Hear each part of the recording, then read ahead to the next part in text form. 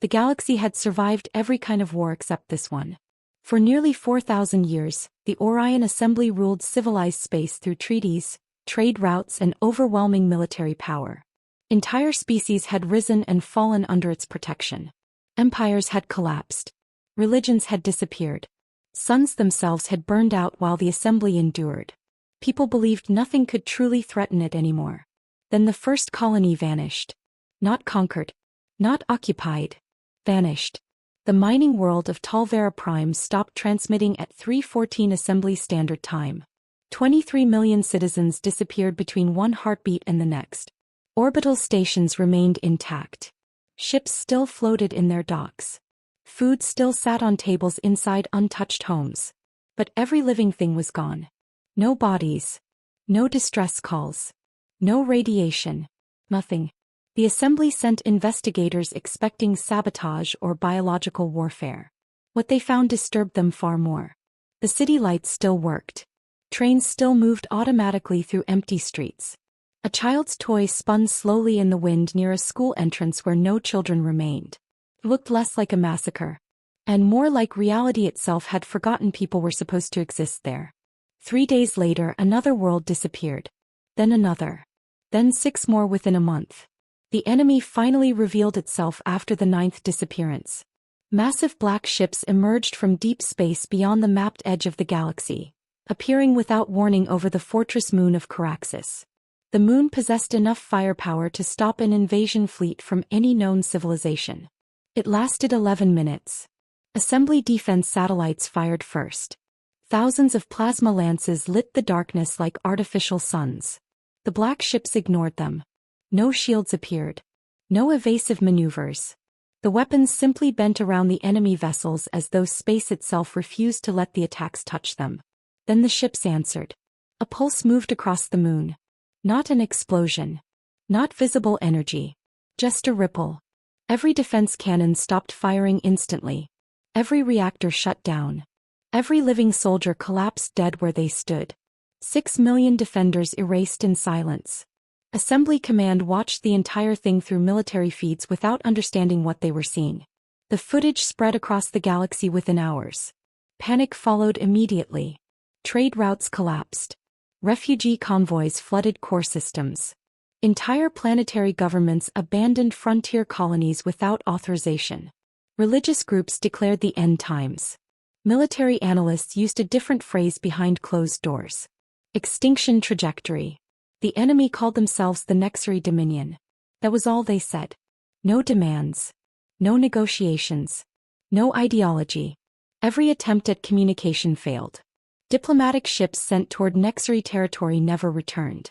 Long-range probes vanished.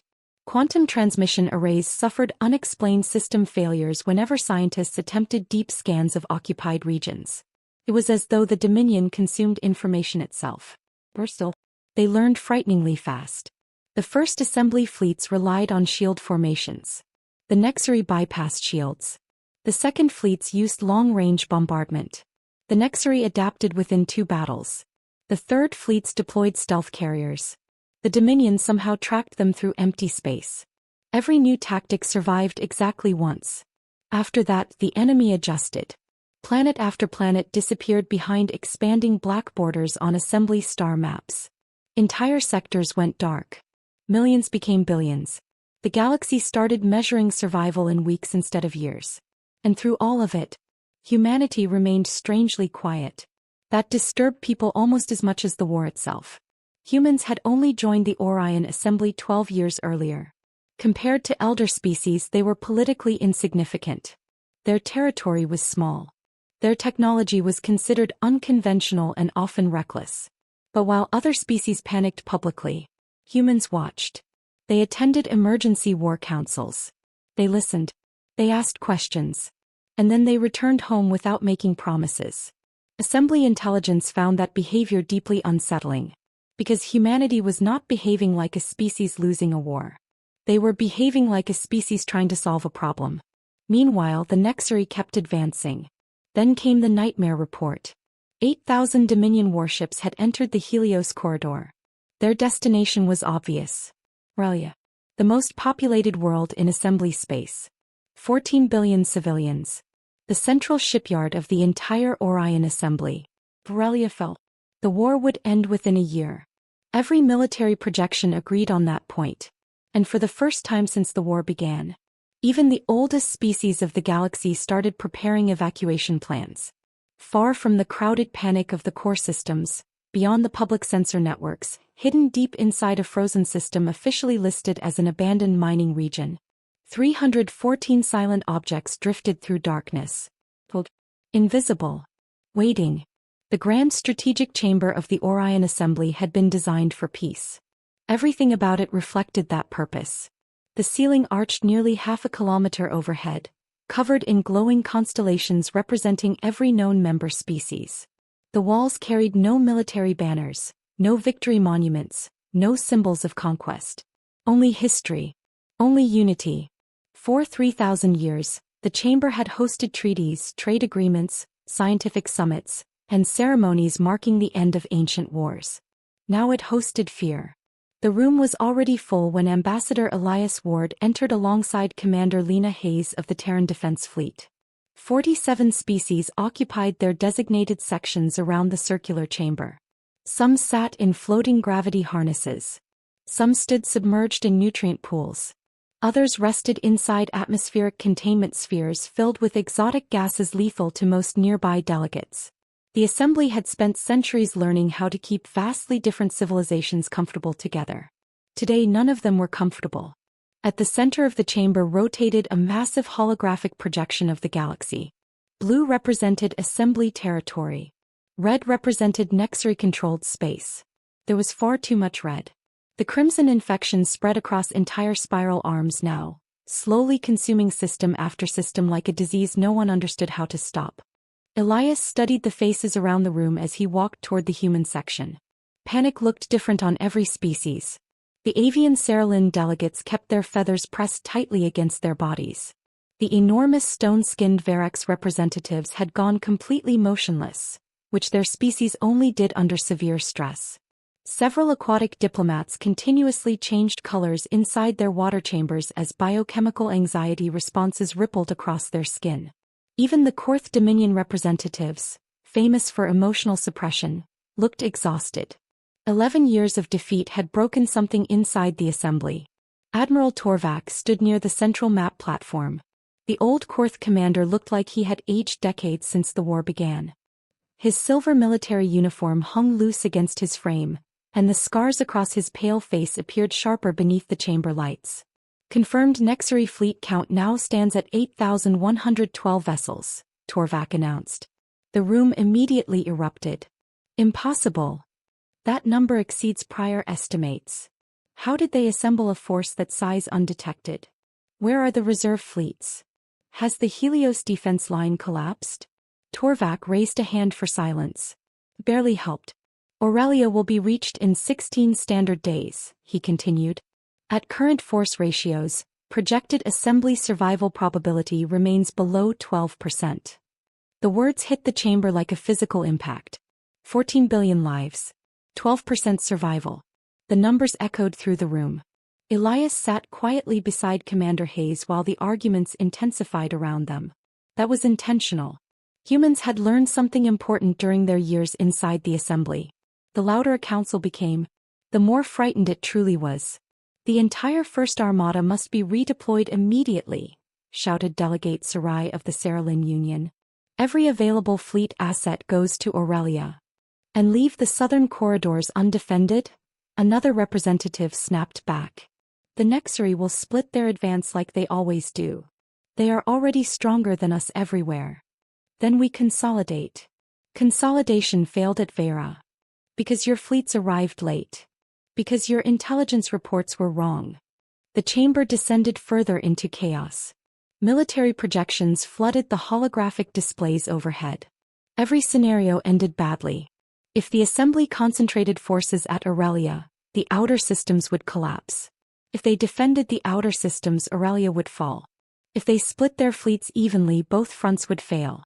No strategy worked anymore. That was the true horror of the Nexary War. The assembly had stopped trying to win years ago. Now they were only trying to survive slightly longer. Elias watched the arguments without speaking. Beside him, Commander Hayes remained perfectly still, studying the rotating red fleet markers on the hologram. "You're quiet," Admiral Torvak finally said, noticing the human section. Several delegates turned toward them immediately. That happened often now. Humans had earned attention during the war. Not because they possessed the largest fleets. Not because they had the strongest technology. But because human military predictions kept being correct. Painfully correct. Elias folded his hands calmly. "We are listening," he replied. "That is not an answer," Sarai snapped. The Saralin delegate's feathers flared sharply with agitation. 14 billion civilians are in danger and humanity has contributed exactly nothing to this discussion. Commander Hayes finally spoke. "Incorrect," she said quietly. The room fell slightly quieter. Hayes rarely talked during council sessions. When she did, people listened. "We contributed 6 carrier groups at the Battle of Heros," she continued. 3 defense platforms at Ilver Station. Medical evacuation corridors in the Taran collapse.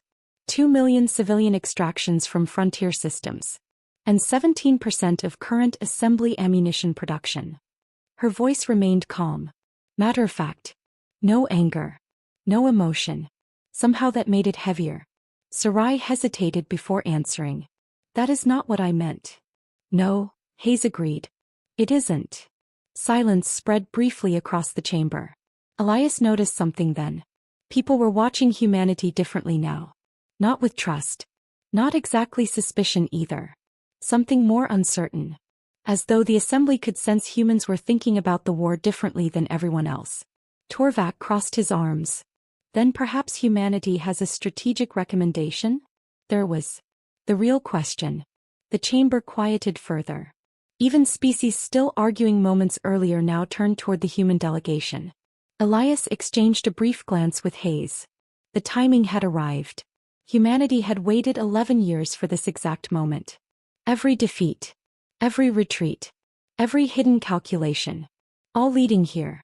Elias stood slowly from his seat and walked toward the center holographic display. Red light from the Nexari fleet markers reflected across his face. For several seconds he simply stared at the approaching enemy formation. 8,000 warships. A force large enough to erase civilizations. Then he looked up at the assembly. "We would like," Elias said carefully, "to request 14 days. The chamber went completely silent. For several long seconds, nobody in the chamber reacted. The sentence hung in the air like something unfinished. Then the room exploded. 14 days. Admiral Torvak repeated. The old commander sounded less angry than genuinely confused. "Ambassador Ward," said Chancellor Vale slowly from the head of the chamber, "the Nexari fleet reaches Aurelia in 16. "We are aware," Elias replied. The silence shattered again. "That leaves almost no deployment margin. You're asking us to delay mobilization? This is insanity. You have no authority to make this request." The holographic galaxy continued rotating above the chaos, bathing the chamber in shifting blue and crimson light. Elias waited patiently. Humans had learned something else about assembly politics over the years. If you interrupted fear only became louder. So he let them speak. Commander Hayes remained seated behind him, perfectly motionless. Watching. Calculating. Finally Chancellor Vale raised one ancient hand. The chamber quieted reluctantly. "Explain," the Chancellor ordered. Elias nodded once. "If the Assembly proceeds with immediate fleet mobilization," he said, "the Nexari will adapt before engagement." "That is what they always do," Torvak replied sharply. "Yes," Elias agreed. "Which is why repeating conventional responses guarantees failure." Murmurs spread through the delegates. Several species visibly stiffened. The word conventional carried uncomfortable implications now. The war had made old military doctrine feel obsolete. "What exactly are you proposing?" asked Delegate Sarai. Elias looked toward the rotating red fleet markers again. "We request 14 days with no major fleet movement into the Helios corridor." The room went cold. Not emotionally. Physically. Several delegates involuntarily triggered stress responses in their environmental systems. "No," someone whispered immediately. "That is surrender. You are asking us to leave Aurelia undefended. You cannot be serious. Elias remained calm. If nothing changes by the 14th day, he said, the assembly proceeds with standard defensive mobilization. Torvak stared at him. You are offering us a delay in exchange for nothing. No, Elias corrected softly. Not nothing. The admiral's eyes narrowed. Then what? For the first time Elias hesitated. It was small. Barely visible. But 47 species were watching him now with survival-level attention. We would prefer, Elias said carefully, to explain afterward. The chamber erupted harder than before. Several delegates actually stood. One aquatic representative's containment chamber flashed warning colors as biochemical panic spread through the water. Afterward. You expect blind trust? You are withholding strategic intelligence during extinction-level conflict.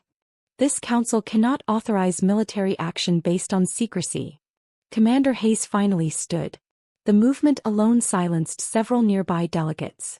Humans had earned a reputation during the war. Not for power. For certainty.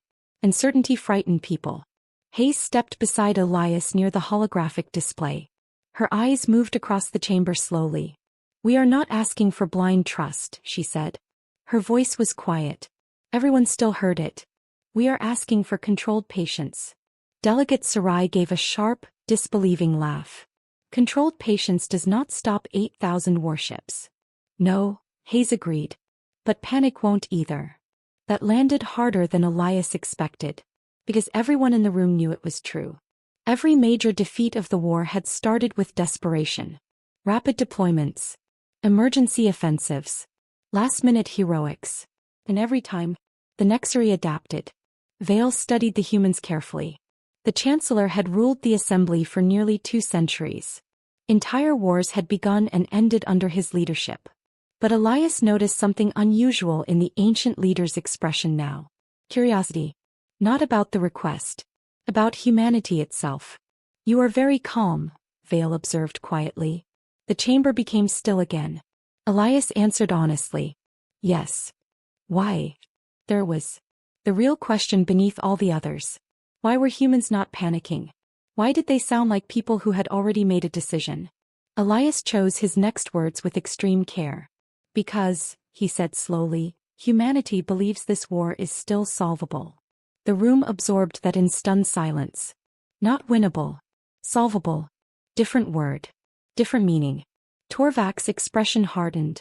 You speak as though you know something. Elias looked directly at him. We know, he said quietly, that repeating the same strategies guarantees extinction. And you have an alternative? Yes. Another silence. This one heavier than before. Delegate Sarai's feathers flattened tightly against her body. What alternative? Elias held her gaze. If it succeeds, he said, you'll understand why secrecy was necessary. And if it fails? Then you proceed with standard mobilization exactly as planned.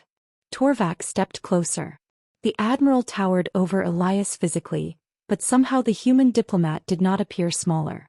You are asking the Assembly, Torvak said slowly, to gamble 14 billion lives on a classified human operation. Elias answered immediately. No. Torvak frowned slightly. We are asking the Assembly to gamble 14 days. The distinction mattered. Everyone in the chamber knew it. Military calculations updated instantly across tactical displays overhead. If the human request failed, there would still barely be enough time to form a defensive perimeter around Aurelia. Not ideal, but technically possible. The room shifted. Fear was still present. But now another emotion entered with it. Curiosity. Dangerous curiosity. Because the humans were not speaking like desperate politicians. They sounded like engineers discussing a machine they intended to switch on. Chancellor Vale leaned back slowly in his chair. How long, he asked quietly, has humanity been preparing whatever this is? Elias did not answer immediately. That hesitation told the room everything. A ripple moved through the delegates. Somewhere in the chamber, one representative whispered a prayer under their breath. Commander Hayes finally answered. A long time. Vale studied both humans carefully. Then he looked out across the frightened chamber. 47 species. Billions of lives. An unwinnable war.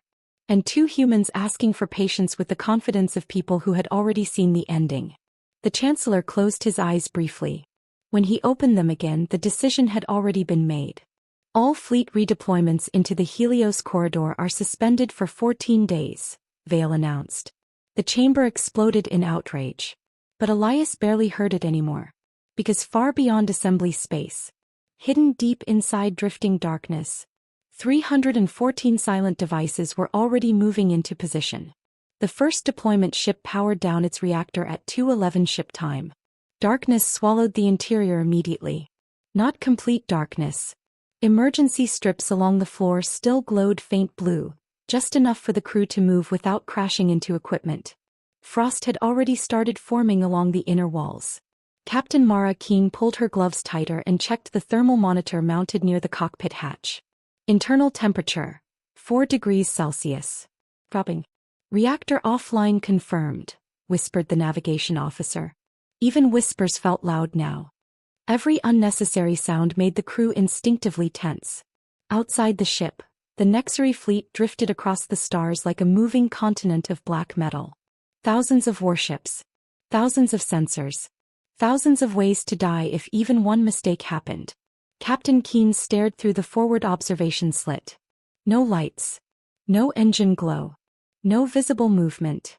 The enemy ships looked dead. That was what frightened her most. Human intelligence analysts had spent 11 years studying Nexari behavior. The Dominion never celebrated victories. Never broadcasted threats. Never performed intimidation rituals like other conquering species. They simply advanced. Efficient. Mathematical. And somewhere inside that enormous formation, invisible sensor sweeps continuously searched for threats. Which meant the human fleet could not exist. Not electronically. Not thermally. Not physically if possible. The stealth operation depended on becoming less noticeable than empty space itself. Captain Keene glanced toward the cargo bay. 3 cylindrical containers sat magnetically locked against the floor. No markings. No serial numbers. No visible controls. Just matte black surfaces that seemed to absorb light unnaturally. Projector units. Most crews still didn't fully understand how they worked. Only that they did. And that nearly half the scientists who built them suffered panic attacks after the first successful test. Distance to deployment point? Keene whispered. 7 minutes drifting velocity. She nodded once. No engines. No course correction. No active systems. The ship moved only because it had been launched 12 days earlier on a perfectly calculated trajectory through deep space. Human mathematicians had planned every movement months in advance. Tiny gravitational influences. Solar radiation pressure. Micro-adjustments from compressed gas bursts too small to appear on thermal scans. The ships drifted like artificial asteroids through Nexari territory. And somehow, it was working. Across millions of kilometers, hundreds of other human vessels floated silently through darkness. Cold-running stealth carriers. No communications. No lights. No reactor signatures. Crew members lived in survival suits while oxygen systems operated at minimum levels to avoid detectable heat buildup. People slept beside frozen walls wrapped in thermal blankets. Meals were eaten cold. Water rationing became severe by day 8. One crew member aboard the stealth vessel Nomad lost 2 fingers to localized frostbite during an exterior deployment operation. Nobody complained. Because every human aboard understood the stakes. Relia. 14 billion civilians. The possible end of the war. Captain Keene checked the timer again. 4 minutes. She activated the manual deployment screen. The monitor displayed only one line of text. Projector 118 ready. Her throat tightened slightly. Even now, after 2 years of preparation, part of her still struggled to accept that humanity had actually built these things. The first time she'd read the project files, she'd needed 3 hours alone afterward. Not because the science frightened her. Because she understood immediately what would happen after the galaxy learned humanity possessed this capability. Wars changed civilizations. But weapons changed history itself. And Project Harbinger changed the rules of existence. Approaching release vector, whispered navigation. Keene stood slowly and walked toward the cargo bay. The chamber felt like a freezer now. Crew breath fogged visibly in the air. 3 Marines waited beside the projector units in complete silence. Nobody joked anymore around the devices. Early in the project some crews had tried. That stopped after Prototype 6. Keen keyed open the outer deployment hatch. Instant blackness filled the bay. Space. Silent. Infinite. The nearest Nexary warship floated only 80 kilometers away now. Close enough for visual confirmation. Its massive armored hull blocked entire sections of distant starlight. 1 sensor sweep. 1 accidental energy spike. 1 detectable heat bloom. And the human vessel would vanish before anyone aboard even understood they'd been discovered. Deploy Unit 118, Keen ordered softly. The Marines activated the magnetic release arms. Fully. Hihi. The black cylinder drifted into open space. No thrusters activated. No lights appeared. The device simply floated away silently into darkness like a coffin released into the sea. The tactical display updated immediately. 118 active. Keen exhaled slowly. 1 more successfully placed. Only 200 remaining across the fleet. She looked again toward the giant enemy formation outside. The Nexary ships continued moving peacefully through the stars. Completely unaware. Humanity had discovered something important during the war. Every advanced civilization eventually trusted technology too much. The Nexary sensor systems were nearly perfect at detecting active threats. Energy. Heat. Weapons. Drive signatures. Communications. But humans had asked a different question. What detects something willing to become invisible through suffering? The answer apparently was almost nothing. Back on Viridian Prime, inside the Assembly War Chamber, arguments still continued. Delegates shouted over fleet positioning charts. Military advisors debated casualty projections. Political factions fought desperately over evacuation priorities. And through all of it, the human delegation remained calm. Because while the galaxy argued about strategy, humanity was already surrounding the enemy. The 14th day began in silence. Not ordinary silence. The kind that settles over people waiting for something large enough to change history. The Grand Strategic Chamber filled hours before the official session start. Delegates arrived early without speaking much, taking their positions beneath the enormous rotating galaxy projection while staff moved quietly between rows distributing data slates and untouched drinks. No one had slept properly. The chamber air felt heavy with collective exhaustion. For 2 weeks the Orion Assembly had done almost nothing except wait. That alone had damaged morale. Military commanders hated waiting during wartime. Waiting meant helplessness. Waiting meant trusting people you did not fully understand. And right now 47 species were trusting humanity with 14 billion lives. The red Nexary fleet markers continued, advancing steadily across the holographic map. 8,112 warships. Now only 2 days from Aurelia. Commander Lena Hayes entered beside Ambassador Elias Ward precisely at the 5th hour of the morning cycle. Conversations dimmed immediately. That had started happening around humans more frequently. People watched them now. Not openly hostile. Not friendly either. Careful. As though the assembly had collectively realized humanity might know things no one else did. Elias took his seat quietly while Hayes studied the tactical display overhead. No visible reaction. No anxiety. That unsettled the chamber more than panic would have. Admiral Torvak noticed it too. The old commander crossed toward the human section slowly, exhaustion visible in every movement. "You still seem confident," he said. Elias looked up calmly. "Yes." Torvak stared at him for several seconds. "Do you understand?" the admiral asked quietly. "How many people die if you are wrong?" Elias answered without hesitation. "Yes." That response somehow made things worse. Because he sounded like someone who had already done the calculation. Torvak's jaw tightened slightly. Then warning lights flashed across the tactical display. Every delegate turned instantly. A military analyst near the command platform spoke rapidly into a communications relay. "Updated Nexary formation density confirmed," she announced. "Enemy fleet entering compression alignment." The room shifted uneasily. Everyone knew what that meant. The Nexary tightened formations before major assaults. Closer ship spacing. Maximum coordinated firepower. Minimal response windows for defenders. The final attack posture. 2 days left. The holographic projection zoomed inward automatically, revealing thousands of enemy signatures packed together in terrifying precision. The Nexary fleet resembled a black tidal wave moving through the stars. Some delegates physically recoiled at the sight. Even after 11 years of war, the enemy still triggered primal fear responses. Chancellor Vale studied the display in silence. Then he turned toward Elias. "You requested 14 days, the Chancellor said quietly. "Today is the 14th. "Yes." And? The entire chamber focused on the human diplomat. Elias checked the clock mounted above the tactical displays.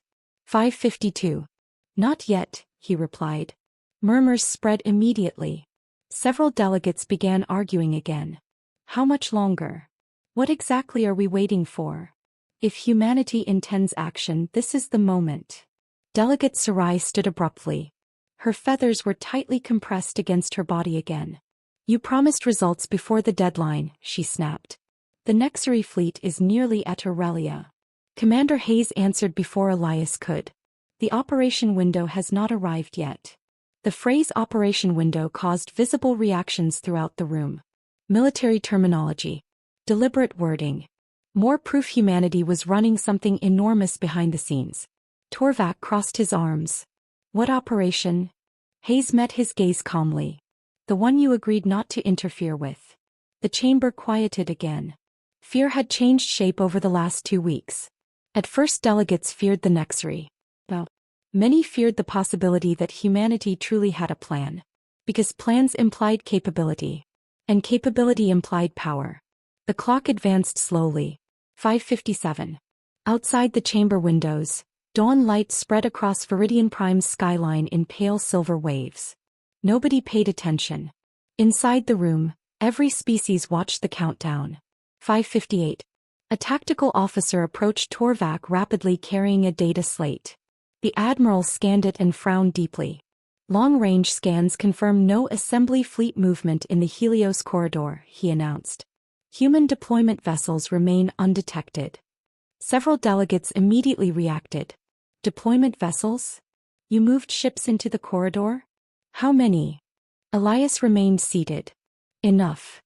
The chamber erupted again. Vale slammed one hand against the command platform hard enough to silence everyone instantly. "Order." The Chancellor's ancient voice cut through the noise like steel. He turned slowly toward the human delegation. "Ambassador Ward," he said carefully, "is there anything this council should know before the deadline arrives?" Elias looked at the clock again. 5:59. "Yes," he said softly. The chamber froze. For the first time since the war began. Elias looked tired.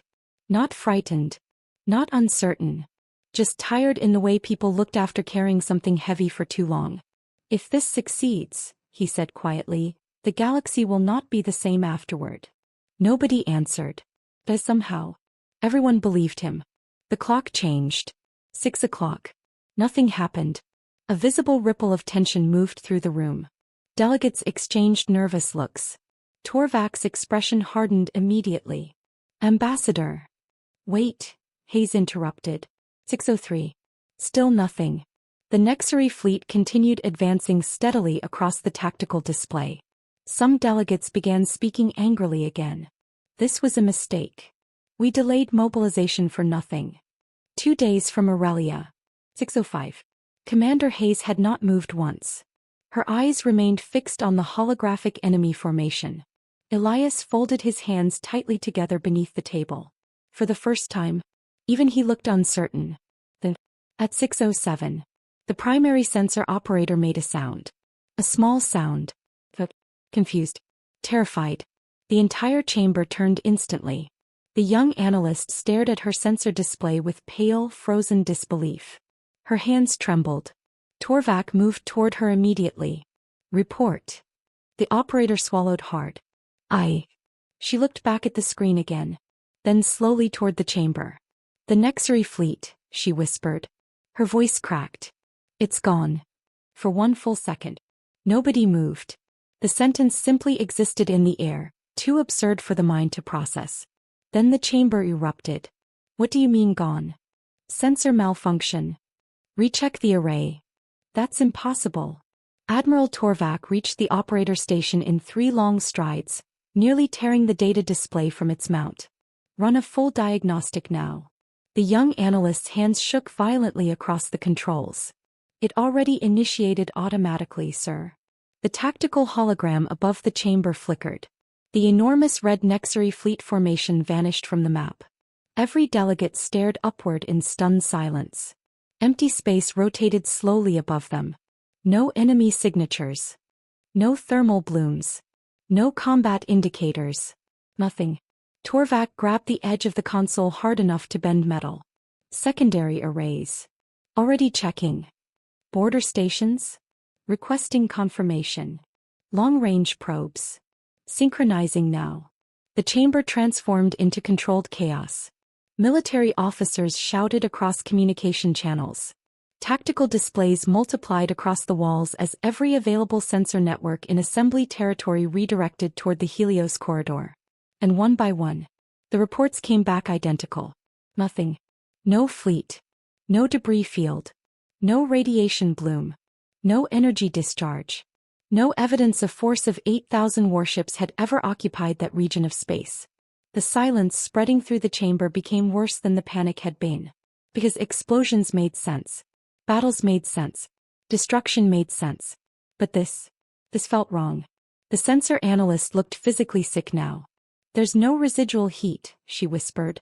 Torvak turned sharply. What? No reactor decay. No weapon discharge residue. No drive signatures. Her voice grew thinner with every word. The area reads as undisturbed vacuum. Several delegates visibly recoiled. Undisturbed. Not destroyed. Not damaged. Undisturbed. As if reality itself had been reset. A second analyst rushed toward the command platform carrying fresh readings. Cross-confirmation from 6 independent stations. The data flashed across the chamber walls. Empty space verified. No mass detected. No energy event recorded. No debris present. The room became very quiet. Not calm. Terrified. Commander Hayes remained seated. Watching. Elias Ward sat beside her with folded hands and unreadable eyes. Slowly. Very slowly. People began noticing that the humans were not surprised. Delegate Sarai noticed first. Her feathers tightened instantly. She stared at the human section as though seeing them clearly for the first time. Then Chancellor Vale noticed. Then Admiral Torvak. Then everyone else. 47 species. One realization. The humans had expected this. The chamber atmosphere changed immediately. Fear turned direction. Not toward the vanished Nexary fleet anymore. Toward humanity. Torvak stepped away from the sensor station slowly. His face had lost all remaining color. You knew, he said quietly. The words echoed across the chamber. Elias met his gaze calmly. Yes. The single word hit harder than the disappearance itself. Several delegates physically backed away from the human section. One aquatic representative triggered emergency biochemical stabilizers inside their containment sphere. Another species began whispering prayers. Commander Hayes remained motionless. That terrified them even more. Because humans were reacting like professionals after a successful operation. Not survivors of a miracle. Torvak moved closer. What, he asked carefully, did you do? Elias did not answer immediately. Around the chamber, tactical officers continued flooding displays with sensor data. Every result showed the same impossible truth. A fleet large enough to conquer civilizations had ceased to exist in 11 seconds without leaving behind a single atom. No one in the room understood how that was possible. Except the humans. The operation succeeded, Elias said quietly. Operation. Not accident.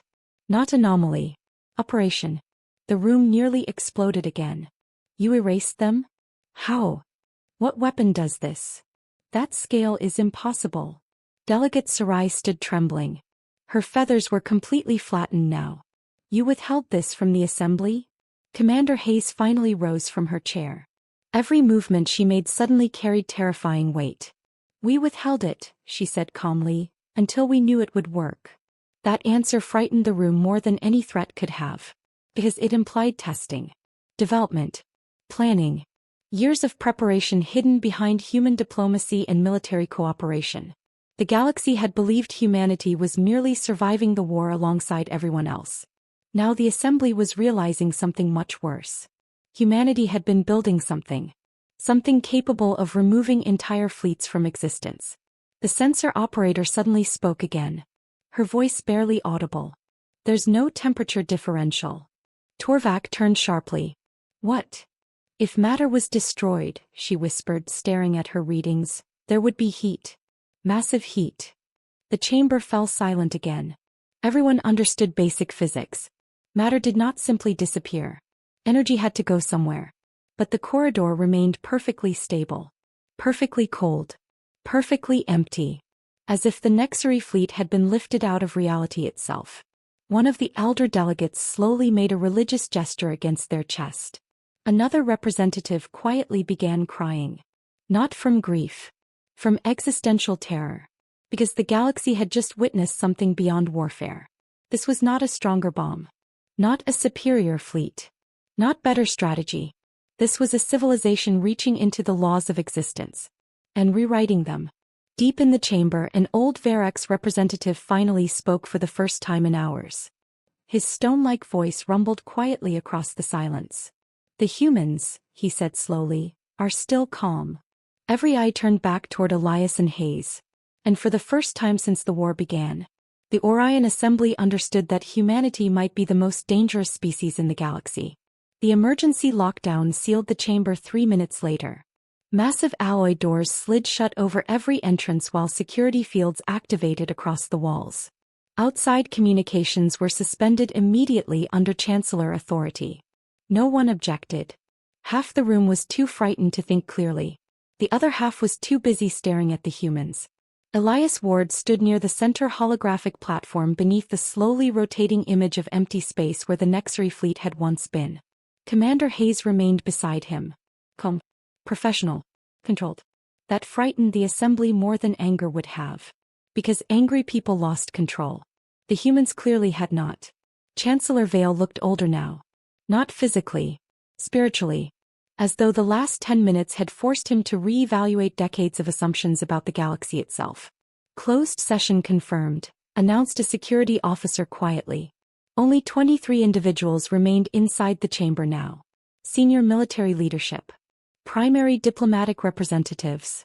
Strategic command advisors. And 2 humans standing at the center of history. No one spoke for several seconds. Finally Admiral Torvak broke the silence. You said, he began slowly, that the operation succeeded. Elias nodded once. Yes.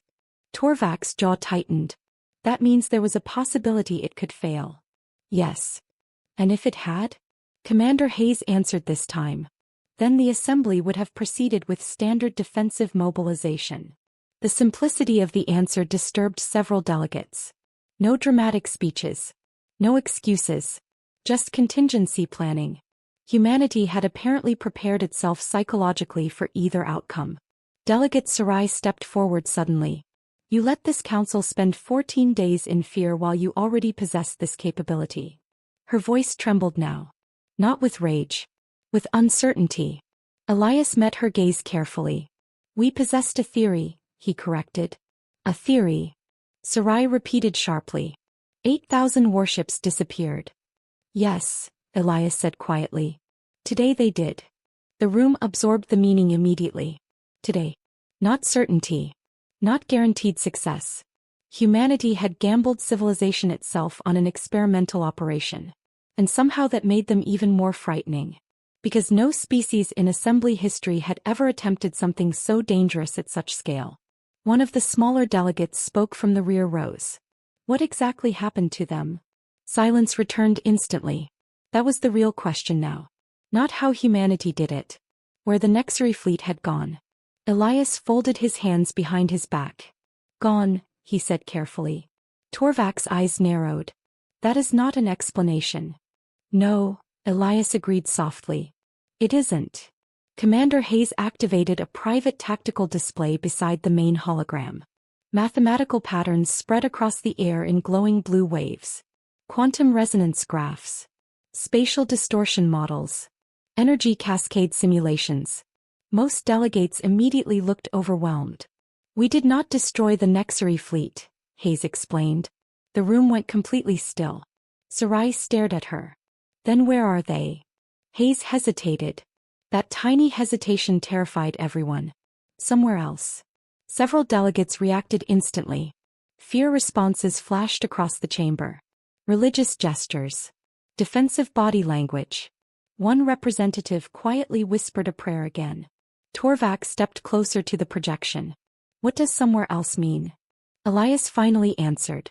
It means, he said quietly, the fleet no longer exists inside our universe. The chamber exploded. Impossible. That violates conservation law. No civilization possesses that level of spatial manipulation. You're describing dimensional displacement. No, Hayes corrected calmly. We're describing controlled quantum shear propagation. The room became silent again. Not because anyone understood the phrase. Because humanity clearly did. And that meant this nightmare had structure. Science. Engineering. Planning. Not an accident. Not alien magic. Human achievement. That realization spread through the chamber like poison. The assembly had spent years viewing humans as adaptable newcomers. Creative. Aggressive. Occasionally reckless. But manageable. Now the galaxy was realizing humanity had crossed into territory no civilization was supposed to reach. One delegate from the Scientific Advisory Council leaned forward carefully. You developed this alone? Yes, Elias confirmed. How long? Pause. 7 years. The answer physically changed the room. Several delegates visibly stiffened. 7 years. Humanity had hidden civilization-altering technology for 7 entire years while fighting beside the assembly. While attending diplomatic meetings. While trading military intelligence. While pretending to struggle alongside everyone else. Suddenly every interaction with humanity felt different in retrospect. Every calm expression. Every quiet observation. Every moment humans seemed less afraid than they should have been. They had known something no one else did. Deep in the chamber, the ancient Verax representative spoke again. Humans, he rumbled slowly, kept this secret while worlds burned. The accusation hung heavily in the air. Elias did not defend himself immediately. That surprised them. Instead he looked toward the empty red-free hologram above. 140 systems were lost before we completed the project, he said quietly. No one interrupted. We failed repeatedly, Elias continued. Early prototypes collapsed incorrectly. Trigger calibrations destabilized. Entire facilities had to be abandoned after resonance breaches. The room listened carefully now. Not because they trusted humanity. Because they feared what came next. Commander Hayes expanded the holographic equations further. We were never certain large-scale propagation would work, she said. Not until today. Torvak stared at her. You tested this? Yes. How many times? Hayes answered immediately. 17 failed prototypes. The chamber absorbed that number with visible discomfort. 17 failures. What exactly did failure mean for a weapon capable of removing matter from reality? Apparently several delegates wondered the same thing. One finally asked. Hayes' expression did not change. Containment collapse, she said quietly. Localized spatial instability.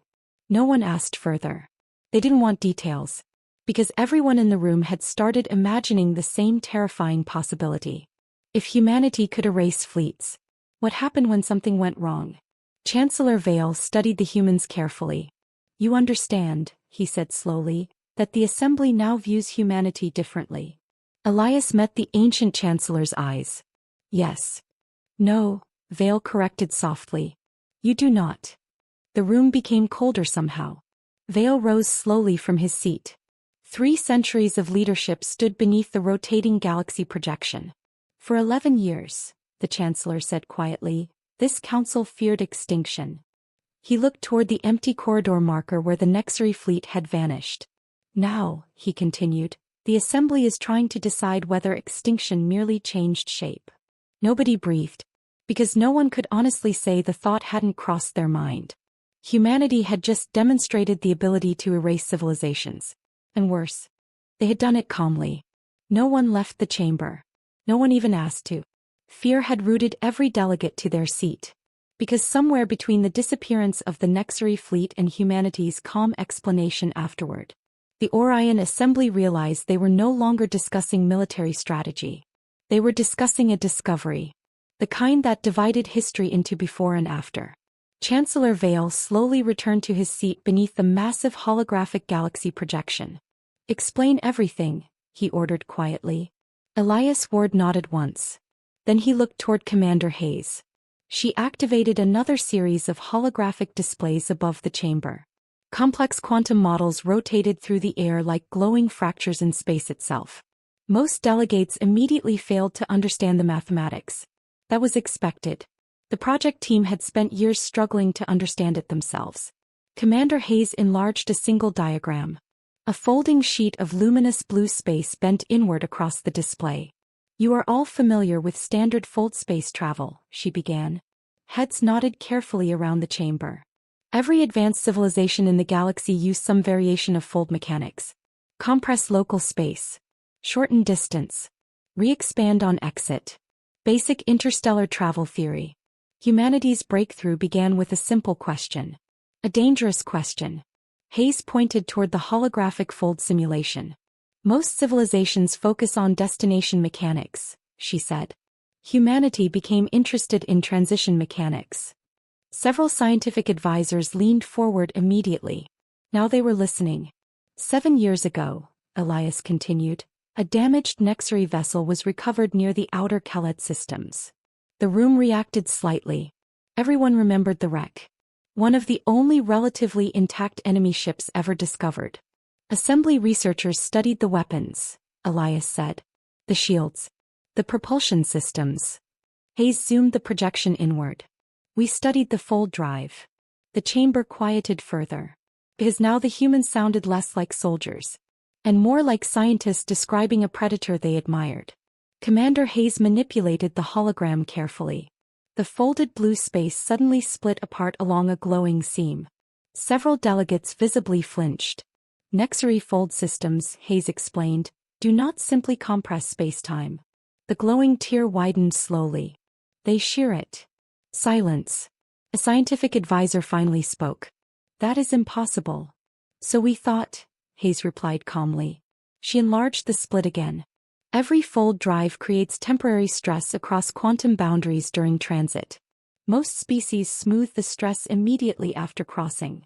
The projection stabilized briefly. "Nexary drives don't smooth it," she continued. "They cut through it." The room listened in complete silence now. Not because everyone understood.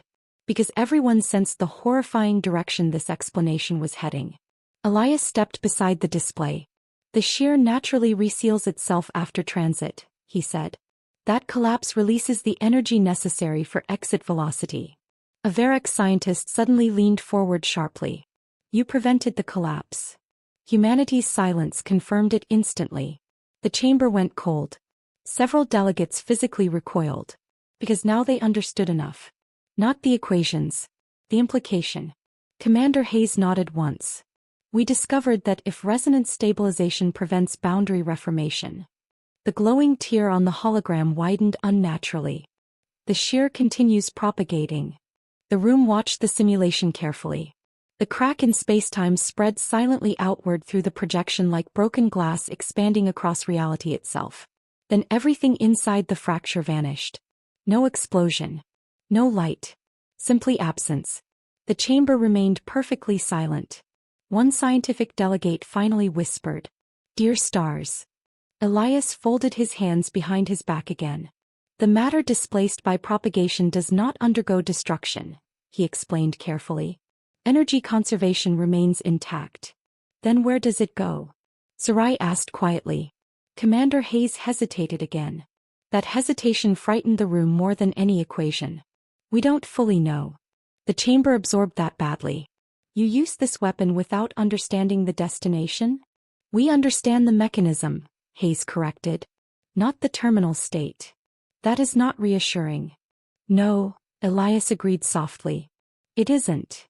Another projection appeared overhead. 314 glowing points surrounded a massive enemy fleet formation. The devices deployed around the Nexary fleet, Hayes explained, created synchronized quantum shear overlap. The simulations activated. Each point opened tiny fractures in local spacetime. Individually harmless. Together, catastrophic. The tiers intersected, merged, expanded.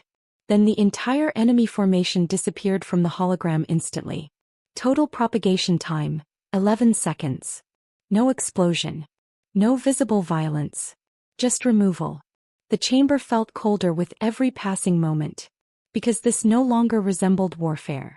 It resembled surgery performed on existence itself. A senior Korth physicist stood slowly from his seat. You manufactured this? Yes. How? Elias answered this time. Very carefully. No one laughed. Because the humans were not joking. Commander Hayes expanded another display showing the deployment operation. Cold-running stealth carriers drifted invisibly through enemy territory. No active engines. No thermal signatures. No detectable emissions. Assembly sensor systems prioritize energy detection, Hayes explained. So do Nexary systems.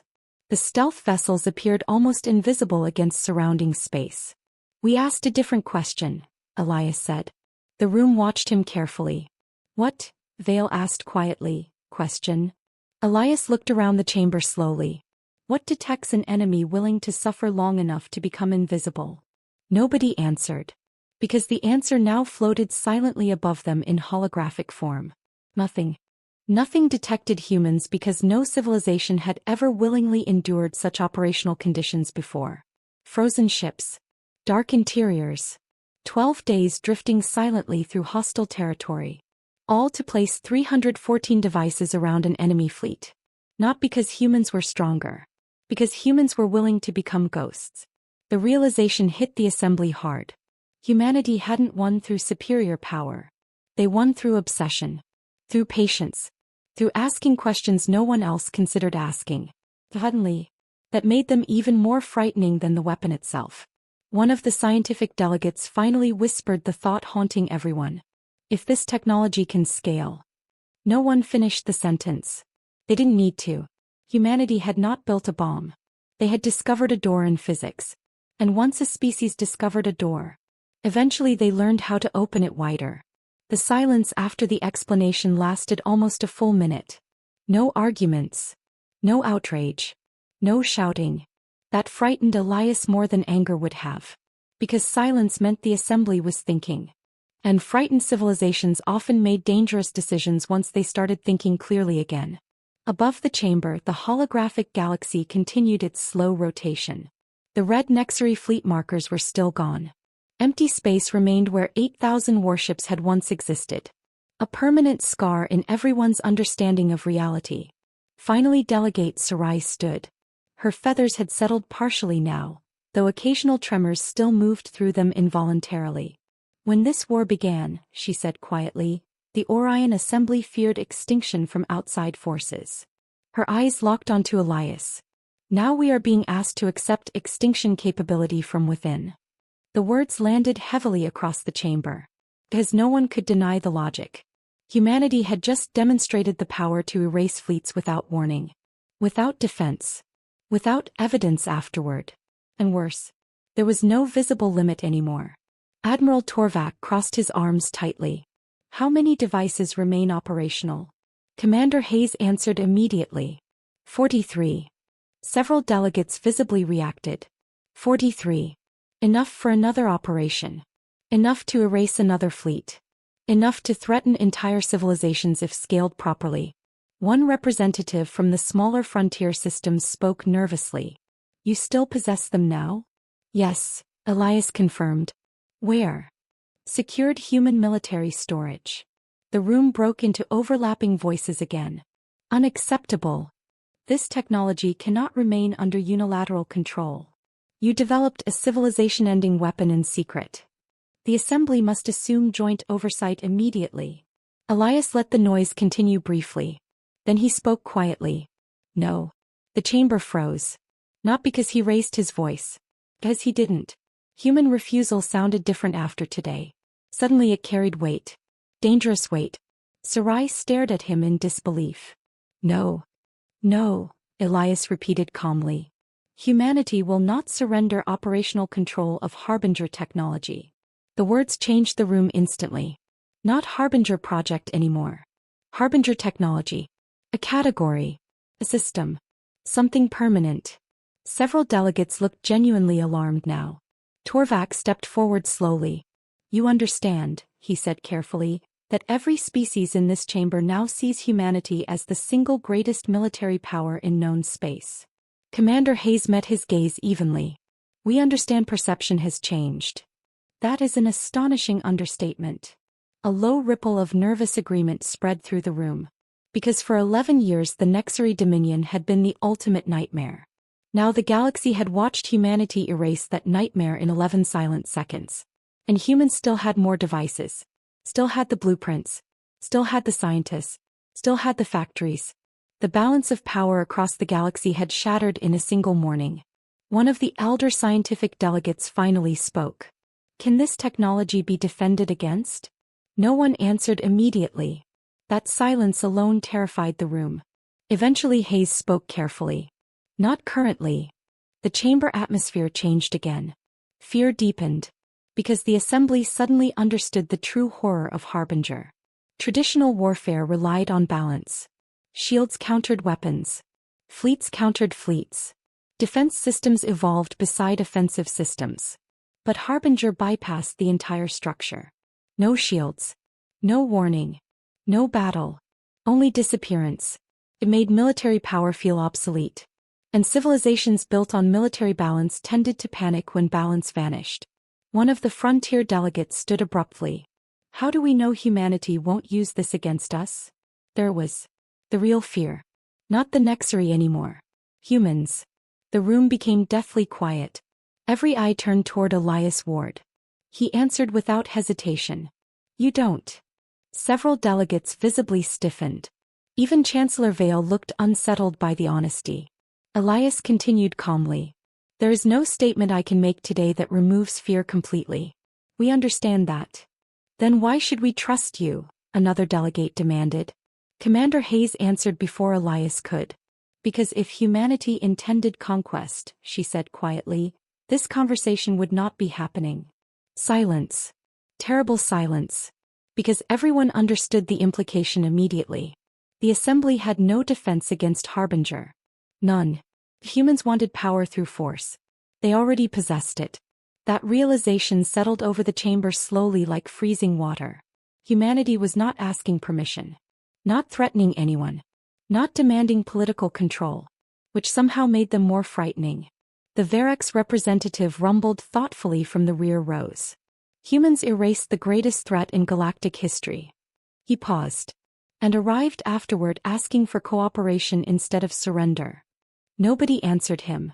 Because the statement cut directly to the center of the room's confusion. What exactly was humanity now? Saviors? Monsters? Protectors? Future tyrants? No one knew. Perhaps not even the humans themselves. Chancellor Vale rose slowly again. The ancient leader looked exhausted beyond words. For 3,000 years, he said quietly, the Orion Assembly maintained peace through balance. He gestured toward the empty tactical display. That balance no longer exists. No one argued. Because everyone could feel it. The galaxy had changed permanently today. Trade alliances. Military treaties. Diplomatic relationships. Every political structure in existence would now reorganize around one terrifying reality. Humanity possessed the ability to remove civilizations from existence. And humanity had proven willing to use it. Vale looked directly at Elias. Tell me honestly, Ambassador. The chamber listened carefully. Did humanity understand what this moment would become? Elias took several seconds before answering. Yes. Then why reveal it? Another silence. Then Elias finally spoke. Because Aurelia mattered. The simplicity of the answer unsettled the room more than grand speeches would have. 14 billion lives. One civilization choosing to unleash terrifying power because people needed saving. No conquest. No demand for territory. Just necessity. And somehow, that moral clarity made humanity even harder to predict. Commander Hayes looked around the chamber slowly. The Nexari believed fear was the strongest force in the galaxy, she said quietly. Her eyes moved across frightened delegates. They were wrong. No one spoke. As after today, the Orion Assembly no longer knew whether humanity was proof of that statement, or the exception to it.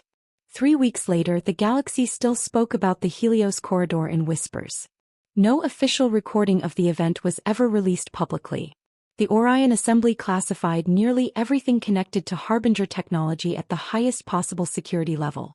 Sensor logs vanished into sealed archives. Scientific reports were restricted to carefully monitored research circles. But secrecy could not stop rumors. Rumors moved faster than fleets. Entire civilizations began sharing stories about the day 8,000 Nexari warships disappeared from existence. Some called it the silence. Others named it the emptying. Among frontier worlds, people used a simpler phrase: the human event. No version of the story remained consistent for long. Some claimed humanity had opened a doorway into another universe. Others believed humans had weaponized black holes. Several religious groups declared the event divine punishment against the Nexari dominion. One ancient species quietly updated its sacred texts after comparing Harbinger descriptions to myths older than recorded history. Meanwhile, across Assembly territory, one undeniable reality spread through every government, every military command, every intelligence agency. Humanity was no longer viewed as a junior civilization. They had crossed beyond that category entirely. Inside the Orion Assembly, political structures shifted rapidly. Species that once dismissed human proposals now studied every Terran statement with careful attention. Military leaders requested joint defense treaties with Earth. Economic blocs competed aggressively for human partnerships. Fear and admiration mixed together until neither emotion could fully separate from the other. Human diplomats noticed the change immediately. Doors opened faster now. Meetings became quieter when humans entered. People listened more carefully. Sometimes, people looked away first. That disturbed Elias Ward more than he expected. He stood alone inside the observation deck of Assembly Tower 7 overlooking the silver lights of Viridian Prime far below. The city glowed peacefully tonight. Billions of civilians across Assembly space slept safely because Harbinger had worked. But Elias could still feel the weight of what humanity had unleashed. Soft footsteps approached behind him. Commander Lena Hayes stopped beside the observation glass silently. Neither spoke for a while. Finally, Hayes broke the silence. The Nexari border systems are retreating. Elias nodded slowly. Assembly scouts had confirmed it yesterday. Without their primary invasion fleet, Nexari expansion had stalled for the first time in 11 years. Entire enemy formations were withdrawing deeper into occupied territory. Not fleeing. Repositioning. Cautious now. Even the Dominion had learned fear.